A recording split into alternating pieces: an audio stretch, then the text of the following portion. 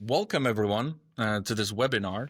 My name is Marcel Climo. I'll be the host, but also the interviewed one, possibly today. As we discussed with Monica, I am the head of AI over at Vacuumlabs, but I'm super happy to have Monica Velasquez, the Chief Technology Officer, or CTO of Afin Bank in the UK.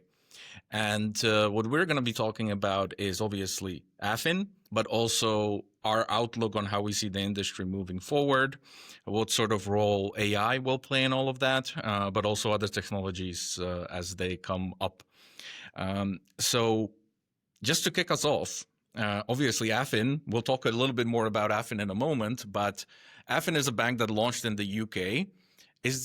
And I had this question, is there one myth about launching a bank in the UK that you would sort of retire just straight from the beginning? Well, firstly, hello to everyone. Monica here. Yeah, there are a couple of ones. I would say I would focus on two. One is very financial and is a misconception that I've heard quite a number of times when I've built banks, that you need a lots of capital to have a bank in the UK. Normally, the ballpark is 100 million here in the UK. I think that's a myth. I think if you're fully organized, if you have a good business strategy and a tech architecture to follow, then that's probably you can cut that in half. So that's one of the myths that I would say should go away. The other thing is that sometimes people think that you need a full banking license in the UK to do any financial service product. Well, that's not the reality. In the UK, there are plenty of different licenses that you can start with. I've seen in my career a couple of them that they start as e-money licenses.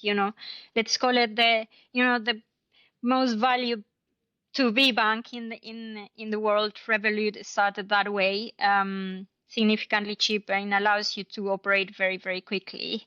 And just to close it, just to give another one, is that you have to have everything perfect. Like, that's a complete myth. I think every organization starts in point A and it's a long journey to get to point C. What everyone should focus is what is the value you're delivering to your potential customers. But let's wrap it up in those three that I've seen and I've heard a number of times across my almost 8 years just building different banks. Cool. So you don't need as much money. You can start smaller with the different Well, licenses. you need money, but let's say you can start somewhere, Yeah. and then build it, and then actually ask for more. So it's not like from day one you need this full bunch of money to start with. No, that's not. It's more about the proposition and how sure you are that it will work. Got it. So, I mean, you've alluded to it a moment ago, and we've been in meetings together, but I don't actually know the story of how you got started in banking and in Afin. Can you share a little bit more about that? Yeah, sure, Marcel. And I think everyone has a story, of course. I would like to hear and see in the comments. So, I'm from Colombia, so that's why I get emotional when someone is from Latin America. It has been a journey. I started with PwC, and there was a bunch of new different banks that wanted to be banked, like around 2018. That was my starting point. So prior to that, I was just looking at architecture of the big ones. The financial infrastructure in the UK through audits, consulting. Then I started to be more part of the new startups. So, Clearbank, Ogner, there are plenty of them that I got to see the different architectures. So there was a point in time that everything started to change. From a regulatory perspective as well, they became more knowledgeable about, the benefits of the cloud, and then it was not as risky as people will think it is.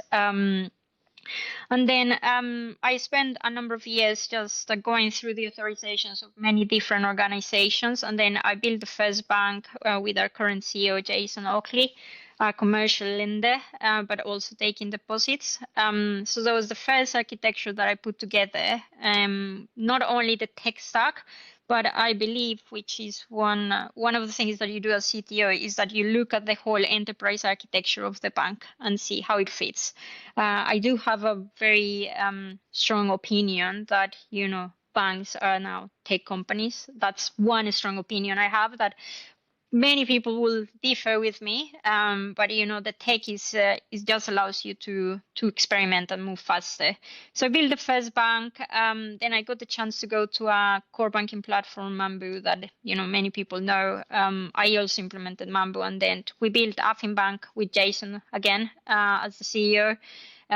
So that has been my story. It has been in the startups, lots of design, lots of starting from blank, every process, every policy, a lot of experimentation even on how you do things. And I think that's the beauty of it. It's a great experience to have, where you can just shift things even at really small processes, or even as we may talk on the engineering side, how you do a deployment like more faster, or how flexible you want to be in your testing. I think those are the key takeaways that I've been learning across every different implementation I've seen. Because one of the things is that you do need to move fast when you want to have a bank. Why? Because money runs out, of course. So you need to move as fast as you can. So that has been my story, like in a nutshell. Very interesting. 3 years already with Afin, from when we built the whole business plan up to the whole implementation and launch, which was in July. So let's put it almost 3 years in December to be precise.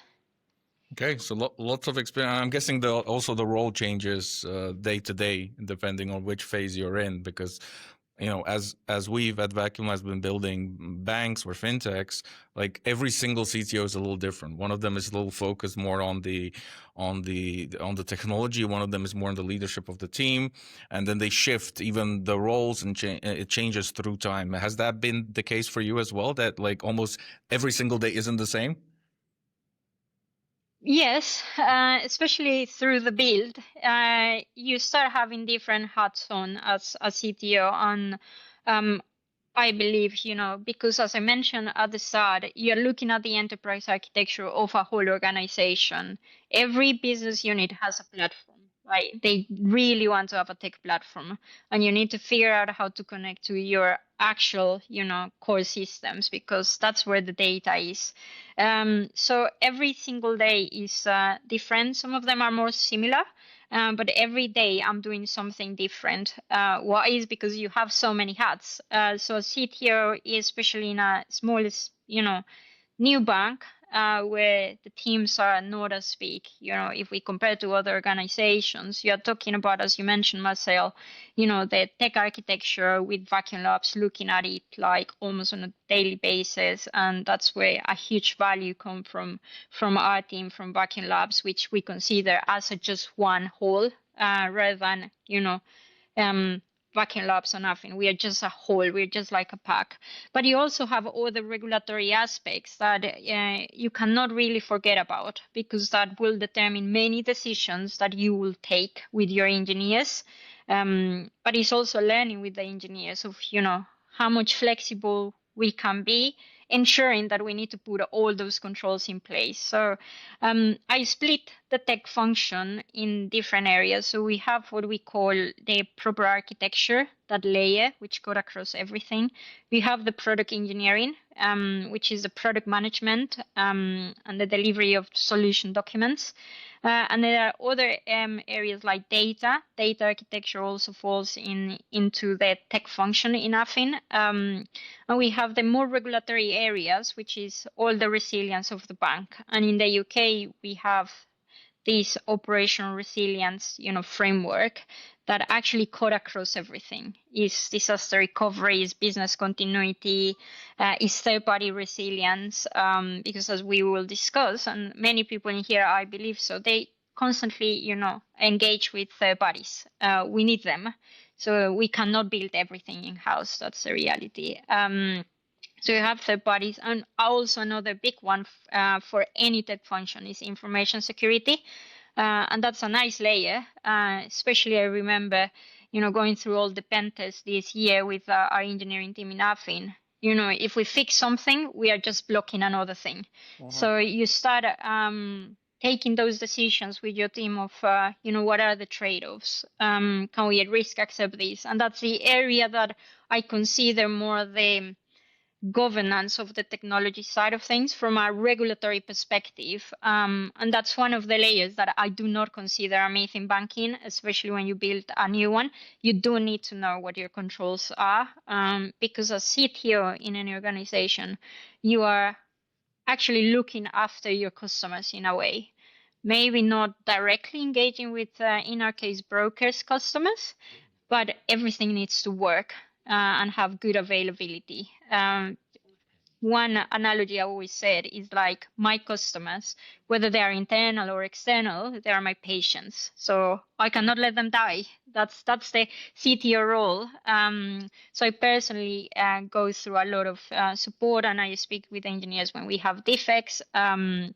In the different platforms, but I also have the team here in London that connects with our team in Bratislava, as we cannot, be permanently in Bratislava. So that's kind of like how it looks like. So it's a lot of different dimensions, and all cut across, what I said at the start is the enterprise architecture of a bank. That's where, the CTO has that, vision from where we are now to where we are in, 5 years. And bear in mind, tech is changing. So probably what I put together now, I will change some components in 1 year time, if not before. Yes, yes. So before we move on, maybe deeper into the tech part of it, it would be maybe good to get a sort of broader idea of the types of patients, as you called them, that you want to serve outside. So Afin Bank, what in whether now or in the future, what makes you unique, or sort of what sort of area are you focusing on currently in terms of differentiation or features? Yeah, so at the moment, as when we started to build Afin, we saw a gap in the market with the diasporas, especially the African diasporas. They were, British colonies in some time ago, and we want to serve them. We want to give them the opportunity to have their houses in here through different products that are more bespoke to them. So we have different product cards that are very specific, and we just launched a decision in principle engine against those product cards and against the flexibility we want to give. So we are serving to start with that diaspora. We've seen that in the NHS there is a big chunk of people from the African countries, and that's only growing. Later on, I'm a diaspora myself, so of course I'm not British, not in accent. So you need that help when you come. I've gone through the process of coming in the UK, and those first 3 years are critical. And cultures like the African culture, like the Latin American culture, to an extent, well, Colombia, I can't speak only in Colombia. There is a big emphasis on owning your own home. That's it. So the cultures are more flexible in that concept. So to serve that in during those 3 first year that you are, settling in another country, then you need a little bit more of help. So we are building that flexibility and that engagement through brokers, through the communities, through other models in marketing as well. That's our core niche. We expect just to move to other areas of the diasporas as well, especially on the lending, which is our strength, and that's why I took some of the decisions. And on the deposit side, from a regulatory perspective, well, we are serving everyone, of course, but if someone is, within 1 year, normally you will not be in the database in the UK, which it has happened to me. So therefore, you need to provide a number of documents. We do all of that through the app at the moment. So people do not have to send anything to us. They just take a picture, and then we just review very quickly through our third parties that are helping us. So that's the core concept. We expect to grow more. Every bank has different phases, and this is, I would always say, the critical phase where you're growing. Those first 3 years, once you launch, are the difficult ones, then you start growing and you start implementing more products. So we do have vision going forward, in partnership with our engineering team, Vacuumlabs, for the next 3 to 5 years. That's basically where we are, and I'm sure we will grow and serve not only retail customers but also business customers. Gotcha. But it's always good to almost scratch your own itch. I mean, obviously you're now in the UK for some time and you figured it out, but understanding the problems of the people, as you just described, that's awesome, because that then it's almost like in the future we might see more banks like this which just focus on a particular niche as opposed to. So talking about this question before we go to the next ones, like you mentioned why we are different, then why Vacuumlabs is different. I throw that one to you, Marcel. Oh, very good. Well, I think Vacuumlabs historically we've always almost prided ourselves on being almost contrarian, meaning we don't necessarily just want to do the job, but we want to be in that active conversation. We want to be like a partner to you and others, where you feel like you all will also hear no from us, but not a no because we don't want to do it, but a no as in this might not be a good idea because of this or because of that. And I think that's really, I've been here 9 years, so I've seen us grow from 20 to hundreds, and I think really the best engineers and the ones that have stuck around, including some that you have on your team, are the ones that do engage in active dialogue and active conversation, as opposed to just give me the work and I'll do it, which that's always a quality I look for in people, where they don't just they're not just yes people. And I think that's really what we even look for in our interviews. And I think you're spot on in this one. Our partnership has been that way. Before we enter into architecture, I think we can tackle that part of Vacuumlabs Afin. So one of the things I've loved working with Vacuumlabs and the engineering team is how challenging they are to me. So as you mentioned, it's not a yes. It has never been that way, and that's I think the power of this team, like this is the strength that we've got, is the constant challenge with arguments, very factual. And that's something I really, really value from Vacuumlabs. That's essentially what has helped us, to build so fast. And we will touch on this of how fast we ship out the bank. And those are one of the metrics that now, any bank, any fintech looks at it, because you are constantly in need of giving new things to the customers that make sense to them. Of course, it's not experimenting until something just clicks, but you need to have that feedback always there, and that's my experience with Vacuumlabs from a technical perspective. Challenging, good discussions, and that's what you want, always that attitude to move forward. Any tech stack will have problems. You will have defects, you will have incidents, but what is more important, as you mentioned, is not about the yes, it's about how we move forward, how can we prevent this, and having all those ideas and that motivation and self-management. I think you value that a lot, and you build that trust. And I believe tech teams, I'm always controversial in that area. I've always seen that tech needs to work. And I always explain it this way: you cannot mid-work. Imagine if mid-work you're up and you cannot access your money. Well, something is wrong. So from my view, and the team in product and the team in Vacuumlabs, our engineers, is aiming that quality that, as you mentioned, we can prevent any death of our patients. And that's my job. But in terms of partnership, I think knowledge is the power, and Vacuumlabs is bringing that a lot from that proper engineering mindset. It's very nice to hear.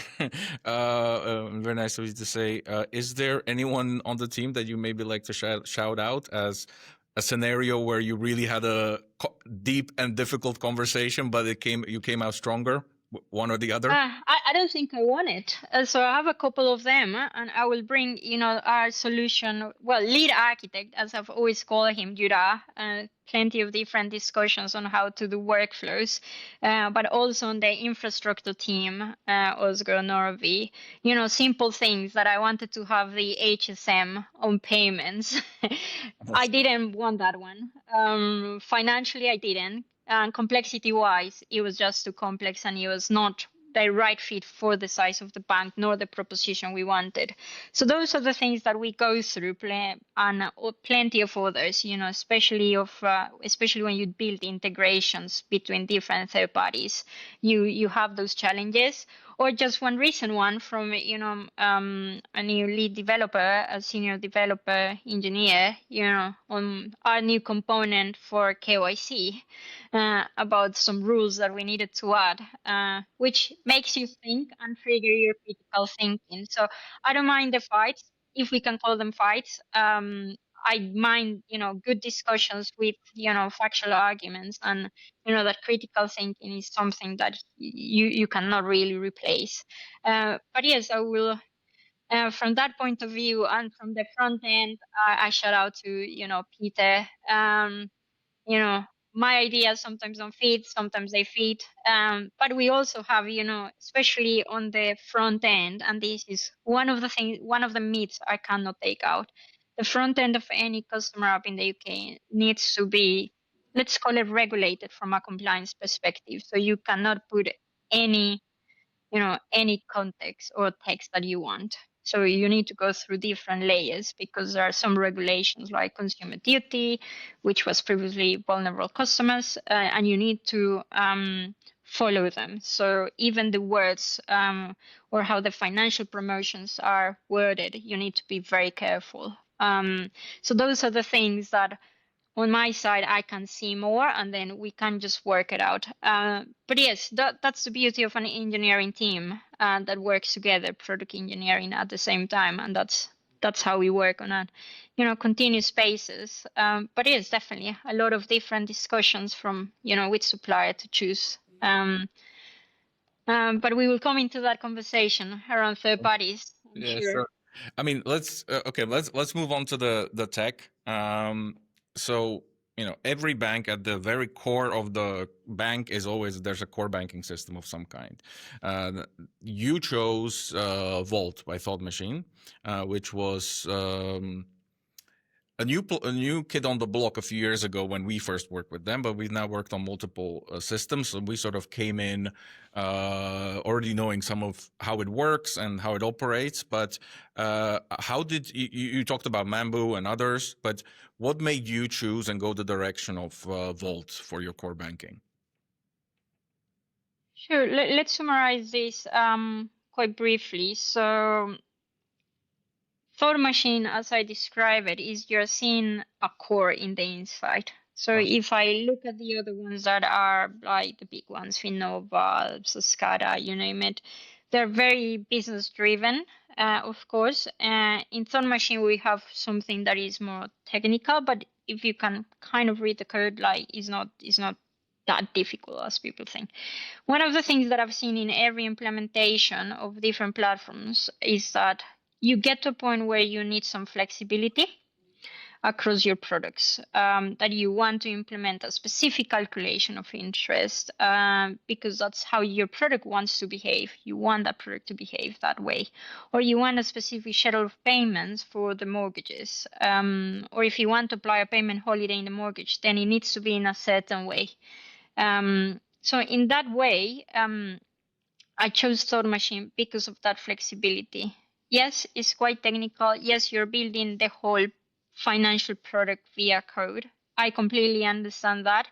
But if we look at different scenarios, like, product switch in mortgages in the UK, where your fixed term finishes after the 2 years and you want to switch to another product, that flexibility that Thought Machine gives you to create just a single, product in the language smart contract in just one single view, that gives you a lot of differentiation as a, internally as a tech company, but also it gives you the flexibility for your customers, because there is less manual handling. I've seen many times that in other ones, you close an account, you open a new one, and then you may end up aggregating different IDs of the loan. So here in Thought Machine, we can maintain that integrity at the ID level.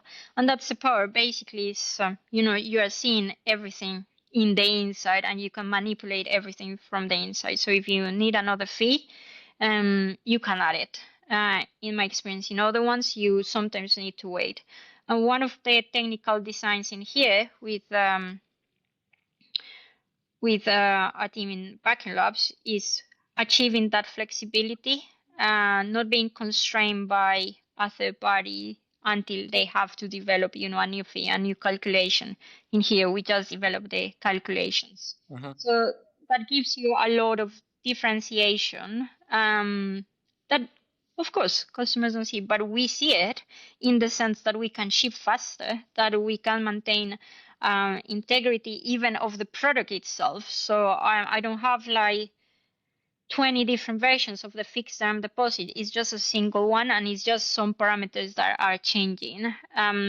That's the first one. The second one that I chose is how testing is done. We can automate a lot of testing involved, and I think that's powerful. In other ones, I believe we can automate, but you will need to use quite a lot of the APIs. In here with TestBuy in Python, then it allows you to build more faster.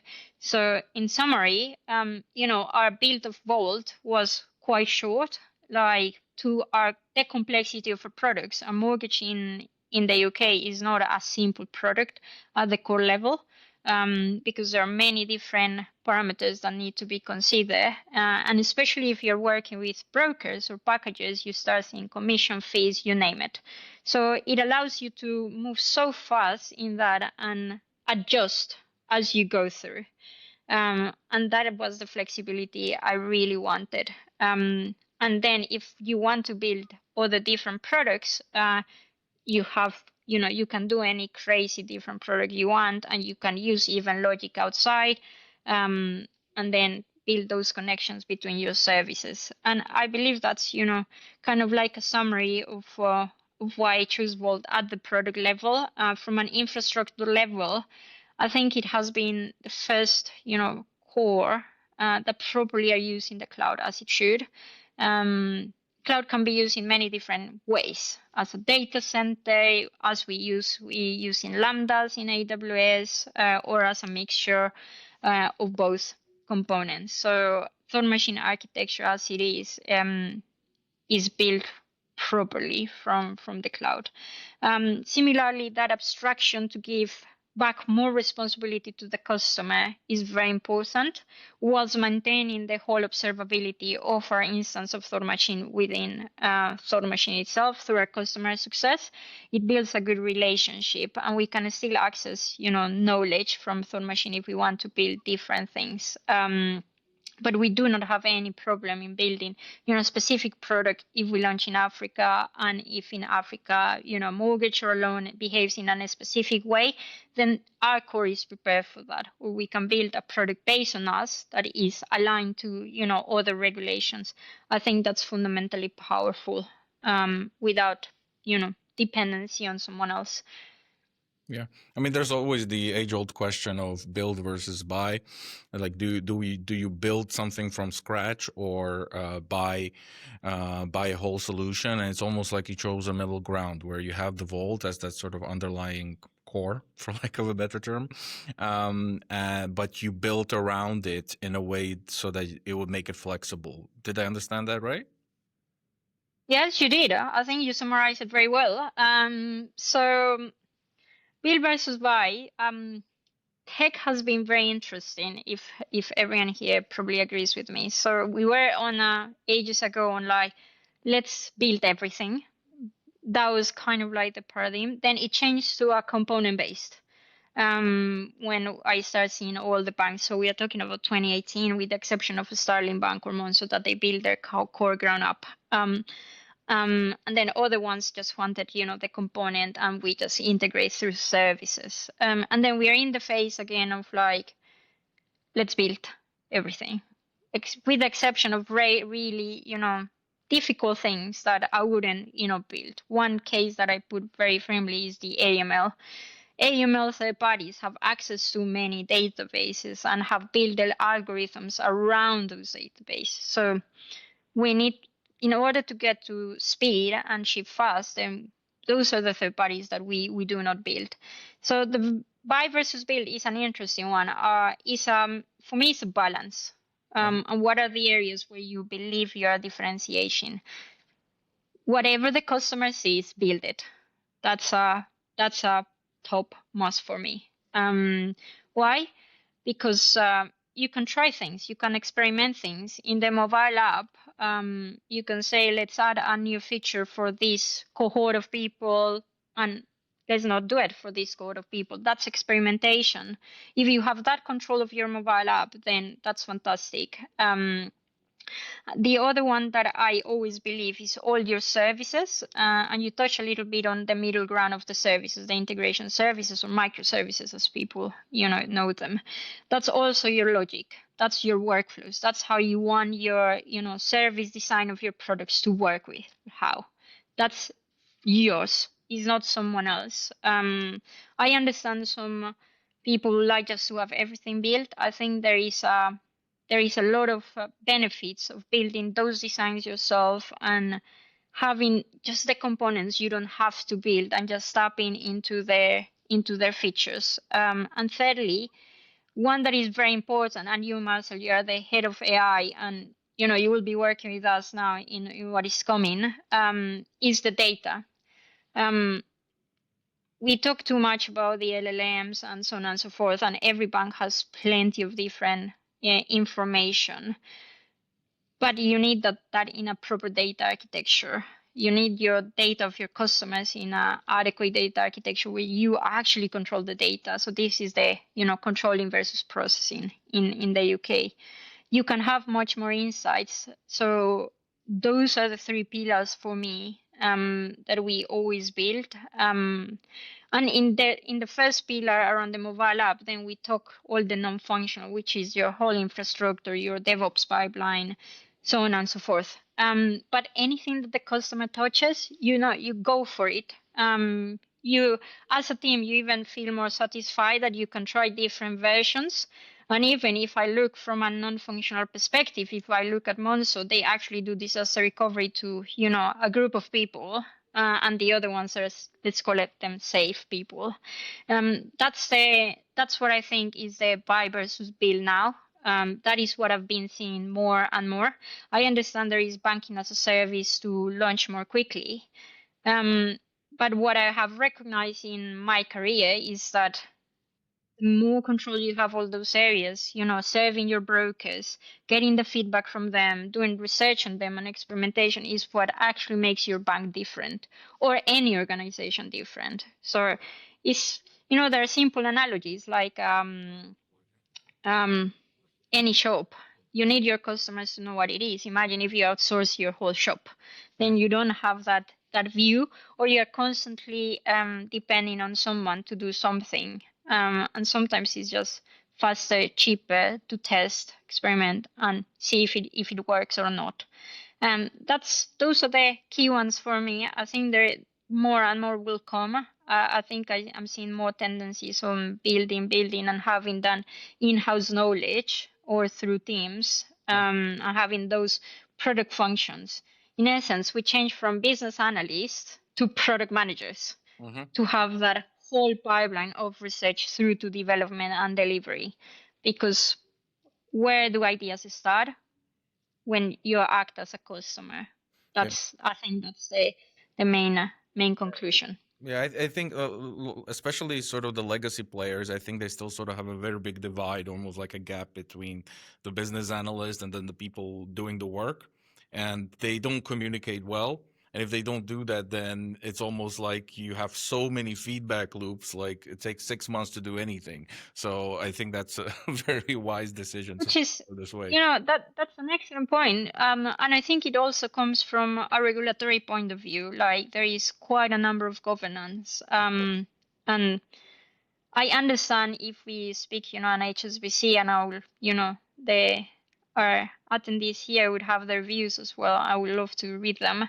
Is if you put your shoes into an HSBC, for example, changing one component that has worked for many years when there are, FMI is quite difficult. But I'm seeing that more and more is they're kind of building more into their front ends.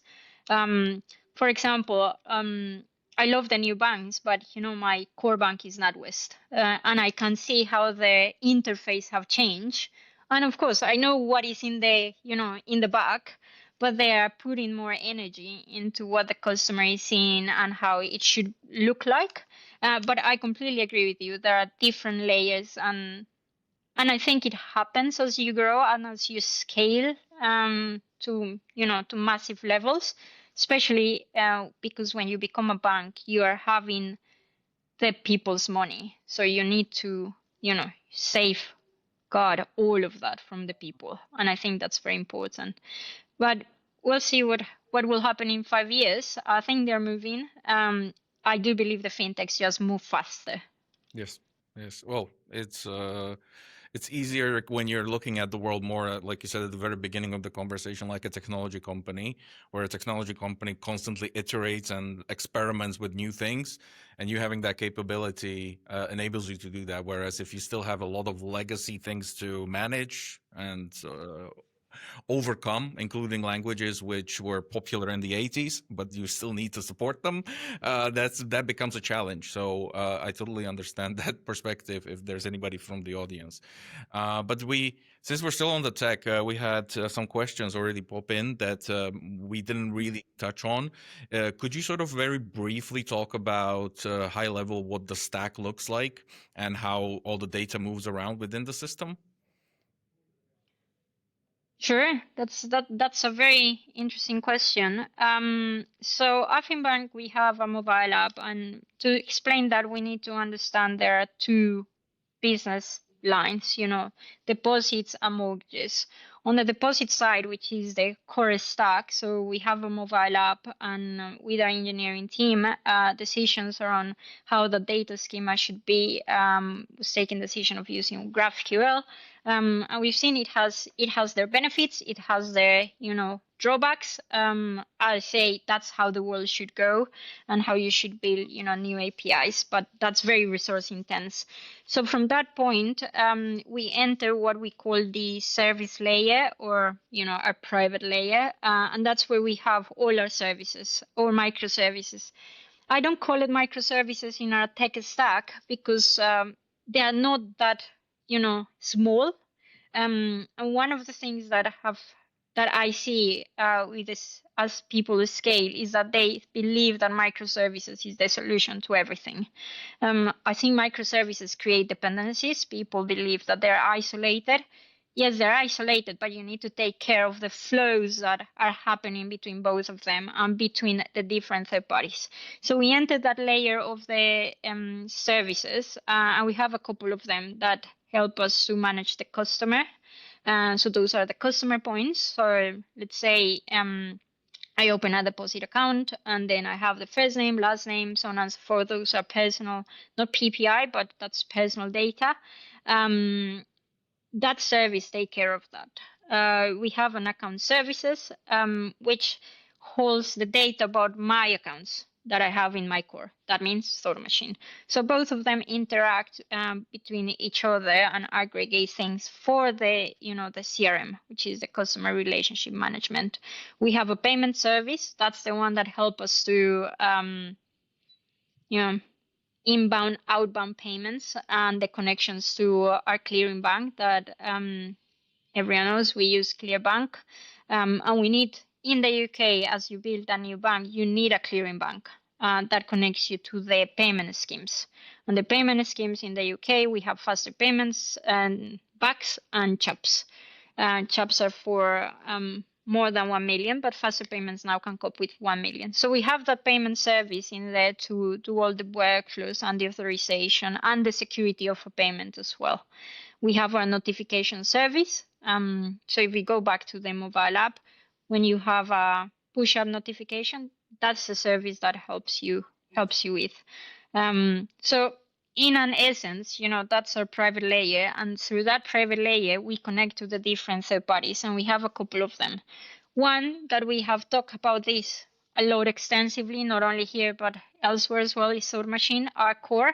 So that service, the account service, help us trigger the account opening in Thought Machine.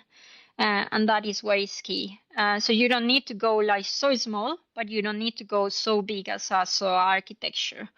And even I would argue that from an architectural point of view, and I come back to our discussions with you guys, do we actually do microservices, or do we actually go like a modular monolith, easier to maintain and manage?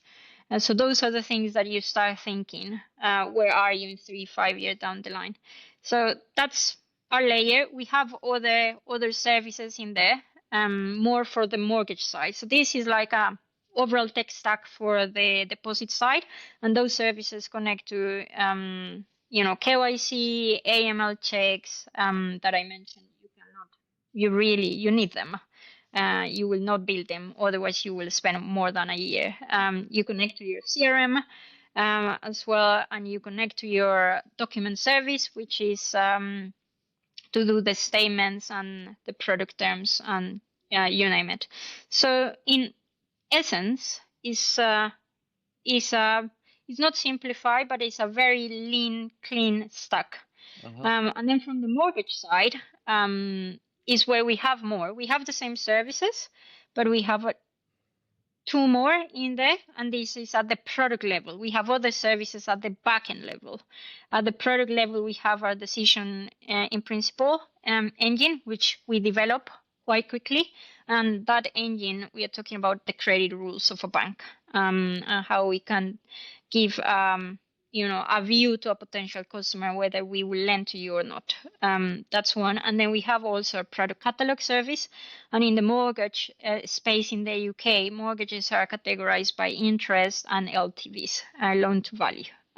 So we have all of that in that side that connect to our CRM, and also connect to a Thought Machine. So we are just adding, depending on the product line, we add some more services that interact between each other. But those don't have conflict with with deposit services.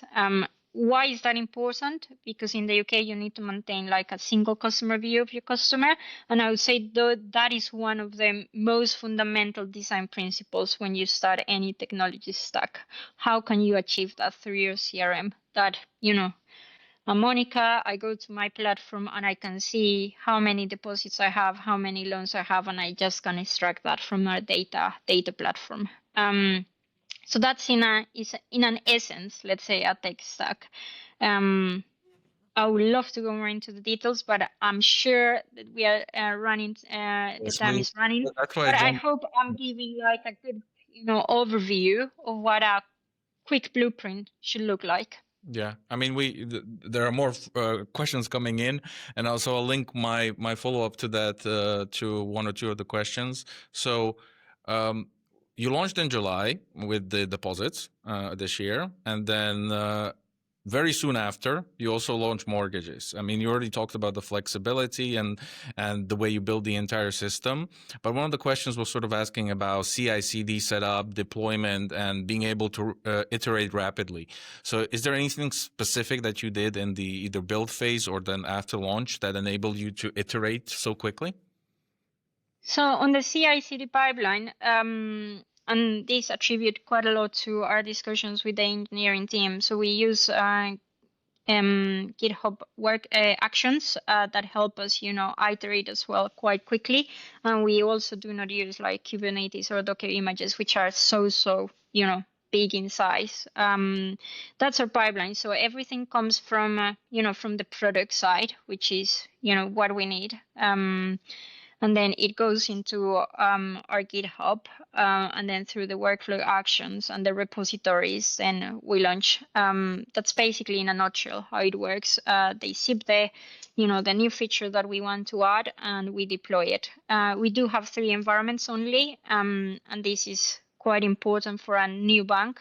You cannot handle more than 4, especially if you don't have a big team. So I cannot pretend to be, like a big one or a Chase having 5 environments and needing a feature to go through dev environment through to production environment is unreasonable. And the other thing is not all the third parties will give you the same amount of environments. So in that sense, is quite difficult. So our release process is quite quickly, but that's our CI/CD pipeline is purely through GitHub workflows and actions, and all the security testing, it happens as well in there. So everything is there. At the infrastructure level is slightly more different because infrastructure changes can have more impact, but it follows almost the same process through the branching strategy and merging the branches. But all the testing, there are more testing on pen test, so on and so forth. And we in the infra, we do have 4 environments that we manage. So not to break anything that is happening either in a staging or production environment. And then when it's released in the staging, we do our testing. Normally it's UAT testing in the mobile app primarily. In the lending side, there is more testing because their credit rules are more. There are too many dependencies between them. And then that once that is ready is launched into production. From one environment to the other environment. And for the apps, then our front-end lead engineer, we are using Fastlane in that sense to automate more of that and reduce, the manual handoffs. There is more to do, I would say, more to automate, that once it passes testing, it goes through to production. At the moment, let's say we're stuck in that staging, but everything is managed within that. And that was a decision. We consider other ones, but it makes sense to use GitHub actions in that. Very good. One topic we haven't touched on is artificial intelligence. Everyone is saying it will automate and change everything. The whole world will be different, and we will all just be sitting down, watching TV or walking mountains or just chilling. Do you think that's the case? Yes, probably yes, but I think I would like you to answer that question. And the reason for that to everyone is because in the next 6 to 12 months we are embarking in new different areas of the bank, and you're looking at the guy who will lead that with me. So Marcel, I threw that one to you as a surprise today. Oh, I'm no, absolutely. So although the hype is very real in the world, meaning this is very much a very different technology than the first AIs we saw in like the late 90s or 2000s, which claimed to be AI. For me, there's almost 2 areas. One of them is where the hype is currently in, which is LLMs and using LLMs to understand language. So whether that's processing documents, creating documents, drafting documents in an automated fashion, or using it to look at various statements or anything like that. But that feels to me like that's the cop out. That feels just like, oh, we're doing AI as well. So I think really where the opportunity lies is more in what used to be called data science a few years ago, which is actually looking at where the trends are, where things are moving. And I don't necessarily want to reveal some of the things that we've been thinking about. But the reason why it's different today, and based on the other clients that I've seen, is you can now combine the power of LLMs to give you the power of additional tagging and additional information on what you already have, and then use that to feed whatever model that you create, which is custom. So you're not using LLMs like OpenAI or Gemini for everything. You're actually just using them for the bits where you're missing pieces, and then using that to power the entire solution, which can help with fraud. It can help with underwriting. It can help with designing new products, designing the rates, designing anything that's out there. So for me, it's always going to be like the LLMs will play some role just because they're so different, and there's still so many use cases we haven't even seen yet as they get more powerful. But we still can't just rely on a small model, whether it's a custom built model that we build ourselves, or like literally looking through Hugging Face, seeing what sort of models people are building and getting inspiration. Like some of our engineers that are literally reading university white papers just to see sort of what people are experimenting with, especially along those lines of combining LLMs and more traditional statistical models, let's say. Yeah, and to add to that, I completely agree with you. I think for us in the 6 to 12 months in Afin Bank, that's our focus. I hugely believe that the LLMs, the data science, more in the formal aspects of it, of algorithms, will look into personalization. So as you mentioned, is how can we even try to predict to an extent, what should be our next fixed term deposit or notice or interest for the current account or something else based on, what's our capital position as a bank, how many customers do we have, what would be the benefits. And that's where probably, LLMs you benefit from when you start building a pricing proposition where it can extract different things from different marketing campaigns from different banks, and you can start ingesting all of that to inform a decision. And ultimately, if the model is right, then automate that pipeline of, let's launch another one and see what happens. I think there are a lot of opportunities in the use of LLMs. It's just finding, whether it's cost effective to implement it, how long it will take, and what problem it will solve. That's what is an essence for me. But I do believe in prediction, personalization as the core components of AI and banking going forward. Because that's what people is asking. If we look at different of the fintechs, what are they doing? They're giving you, subscription-based services. Have a discount on your Netflix subscription if you have, if you have this type of subscription with us, whether it's Revolut, Plume, you name it. So I believe that's where it's going. Is finding that we already know that AI has been, or chatbots have been implemented already for servicing, for quick questions. Sometimes what is I don't see it as an issue. Where design needs to focus on is how will you measure accuracy. That's the key part for the bank. Yes, we want to do it, but then how can we measure that the accuracy, the validity of the models, that they're giving us the correct answer and they are not influencing our thought process too much, because that's what could happen. They influence too much your thought process and then you made up changing a little bit. Well, one thing that I think this whole change with LLMs is bringing is people are just realizing that the benchmark isn't necessarily other tech, but it's actually people that are already working in the organizations. Because the LLMs are capable of actually achieving tasks that previously only humans were. Simple thing, writing an email and writing the wrong information in the email. Humans make mistake in that same domain. So even our clients, they're actually tracking not the whether it's 100% perfect, but how good or worse it is compared to their human employees in achieving a particular task. Obviously, you don't want that in the explicit decisioning process because of regulatory reasons, but for things like emailing messages and that sort of thing, that's the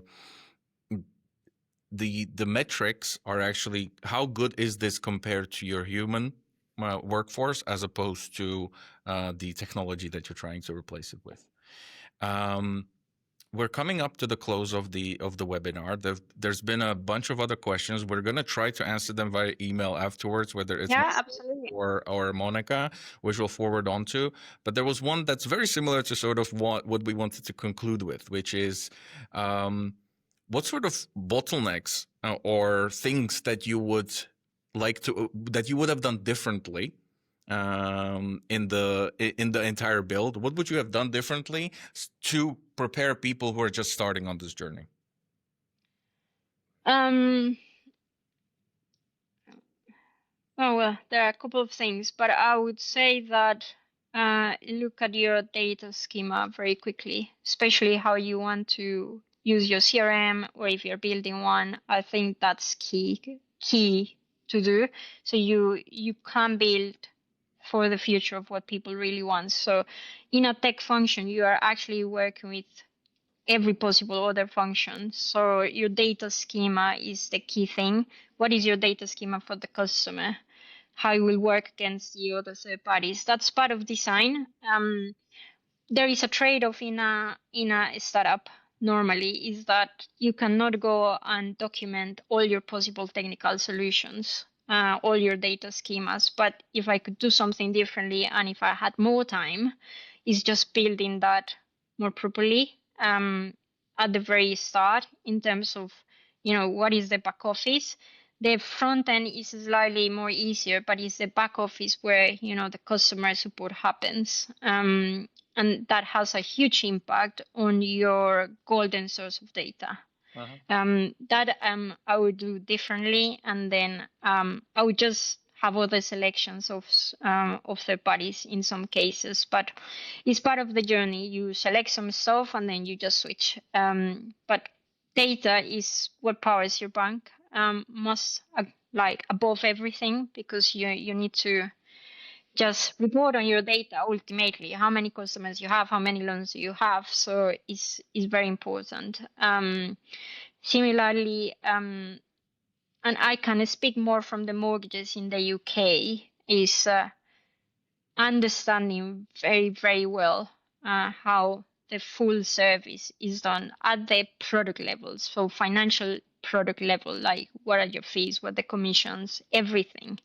When you have to iterate too much at that level later on, then you cannot focus so much on the customer. So you start having more trade-offs. So that's more from the mortgage side, but the overall lesson learned from the team is just data schema. Just think a little bit more through around what are your customer states. Starting from that point of view, what do you want to store as well? Because what will normally happen is that people start asking you more, am I? And then you need to develop more and more and more. So it's having that connecting the points at that level very at a good pace. I'm saying from you have to have everything perfect, but it's not something to leave, too much to the middle of the whole setup. Yeah. I'll just add on. Really, the thing that I see often when we start working with new clients, that there's a bit of an echo chamber within the organization. Especially this question was phrased as traditional finance. So you could be an organization or starting an organization with only just the experience of the people starting to build it. So I would definitely recommend bringing people who have maybe more diverse experiences, whether that's from technology companies or, to toot our own horn, somebody like ourselves who has been doing it for quite some time. We've pre-built components to really be that keystone of that build out there. So for all of this, it's a tough journey. It's a tough journey because, as you said, we've been talking for an hour, and there are many hurdles that you can overcome, that you need to overcome. Yep. But you have been successful. So congratulations, Monica. And I think everyone can be. It's just a structure, attitude, and just go for it. That's the key lesson of building any bank or any startup. It's a lot of work, but the rewards are quite a lot. Yes. So just to conclude us, again, The questions we'll share both with Monica and myself. We'll try to answer them. If you have any further ones, just let us know through the email that you receive. But since I want to close this out on a fun note, and Christmas is coming up, so people might have a little bit of time. Monica, is there any book, movie, or TV show that you would recommend to people either check out over Christmas or the holidays or anytime else? So, I will go recent, not that old. I will do the three of them this time. So one book that I really like, The Chin Paradox. I think it's good fun, and I think it tells you how normally the mind works. Maybe you don't agree or disagree with me. One movie quite recent that I saw and I had a good laugh is Bogonia. Yeah, it's a one that I would recommend. And then one TV show that I'm seeing just now in Apple TV is Pluribus.